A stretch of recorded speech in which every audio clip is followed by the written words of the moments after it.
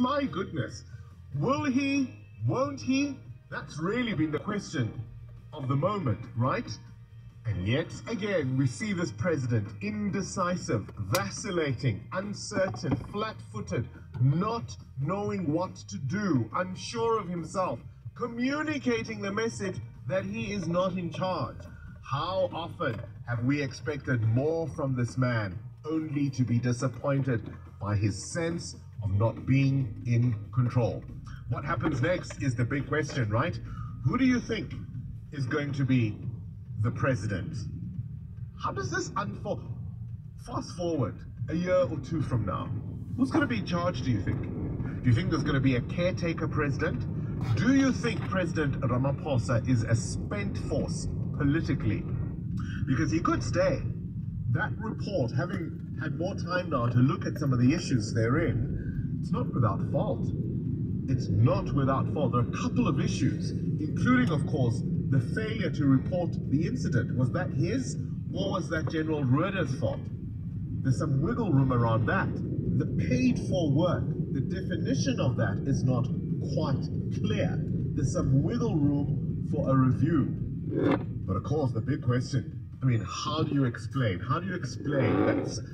Who goes and buys with bags in cash items from the president, no less, and then doesn't collect those items for 3 years? Does not collect. Yeah, you see. And the question, of course, does this guy even exist? Right?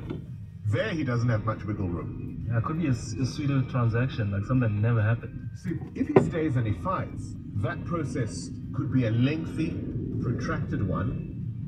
He also will then potentially face a humiliating inquiry through that impeachment process in Parliament. I don't see how he stays. I really do not see how he stays. What are your thoughts? What do you want him to do? At the very least, surely what he should do is address us. Look into camera. Well, we waited. Speak to the nation. We waited yesterday.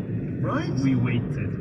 His spokesperson told Mandy Wiener, I was sitting in a shopping mall. I couldn't get out of my car just after midday yesterday. I was listening to the midday report. Vincent Magwenya said, look, he's going to be addressing the nation. When? The Rand was in free fall yesterday, the most it's lost in a day since Jacob Zuma's shenanigans with Treasury on behalf of his friends. And he doesn't say nothing, he doesn't say a thing. Come on. Make a decision. Choose now. Of course, if he goes, what replaces him? Look at the incoming ANC National Executive Committee. Nominations topped by the likes of Malusi Gigaba. So Sihle Zikalala has the most votes, according to what Kgalema Motlanthe has been telling us, right? Sihle Zikalala tops that list with the most votes, right? He's followed very closely by Malusi Gigaba.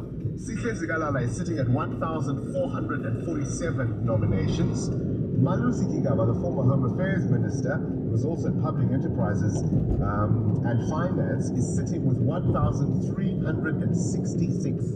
He's second on the list. Then there's people like the liar, the perjurer, Batabile Dlamini. She's in there. Supra Mahumapilo is in there. The disastrous Faith Mutaki. She was so bad, that woman, not even Ramaphosa would keep her around. You know how he tries that unity thing? Keep your enemies closer? He could not keep her around because of how disastrous she was. She's in there. If he goes, that's the ANC you're going to contend with? When, you know that Maya Angelou thing? Believe people the first time? Yeah. They show you who they are. Who they are. Don't wait until the 29th time. When are we going to believe the ANC when it tells us who it is, who they are? Why do we keep refusing to believe who the ANC says it is? We're going to talk about a sex offender register.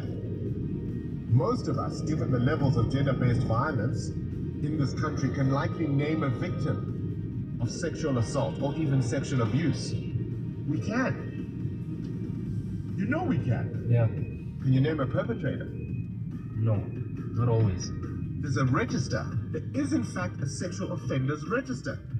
It's just not public, you see.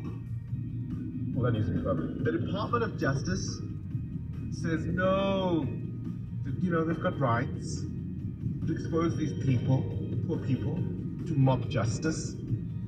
Got to protect their rights. Does that sit right with you? Is that right? Is that right? It's one thing to protect accused persons, but if somebody has been convicted? Really? We'll talk about that. Our big interview today is with the incoming Inspector General of Intelligence. It's the first interview he's giving. Imtiaz Faisal joins us. He's rising or has risen through the ranks. You name, you take your pick. Corruption, the destruction of infrastructure, the illicit flows from tobacco to terror financing, right? The construction mafia, human trafficking, ESCOM sabotage. July last year, where is intelligence?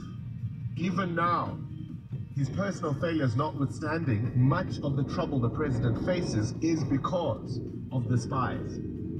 How's he going to fix all of that? Muteo Khalife, what are you answering? Well, have you ever gone to a party, Bongani, and you get there and some guy is wearing the same outfit you are?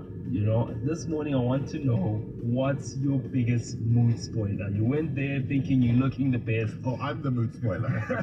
In that scenario, I wore it better. You wore it I better. wore it better. I'm the mood spoiler. I want to know you. Bother me, eh? It doesn't bother you. Not at all. I'm like, What's dude, another you're in mood the same spoiler shirt, for you? dude. Like losing your wallet that's got like your license in it and your ID, and Oh, you know definitely, you have to go to Home Affairs Yeah. or the traffic department after that Yeah. to go and get a new one. I'll flip the question for you. So there's, what is a mood spoiler? What ruins your day? Yeah. Right? I also want to know what makes a good day for you. What constitutes, so give us both versions. What